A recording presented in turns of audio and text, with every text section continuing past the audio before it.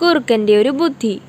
ഒരിക്കൽ പാച്ചൻ എന്ന ചെന്നായ കാട്ടിലൂടെ പോകുമ്പോൾ കിട്ടൻ എന്ന കുറുക്കനെ കണ്ടുമുട്ടി.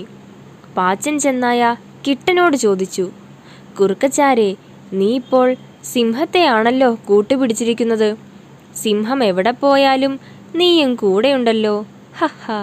കിട്ടൻ കുറുക്കൻ അത് കേട്ട് പൊട്ടിച്ചിരിച്ചു. എന്നിട്ട് പറഞ്ഞു, എൻ്റെ പൊന്നു പാച്ചാ, അതിന് കാരണമുണ്ട്. സിംഹം വേട്ടയാടി പിടിക്കുന്ന ഇരകളുടെ ബാക്കി എനിക്ക് തിന്നാമല്ലോ.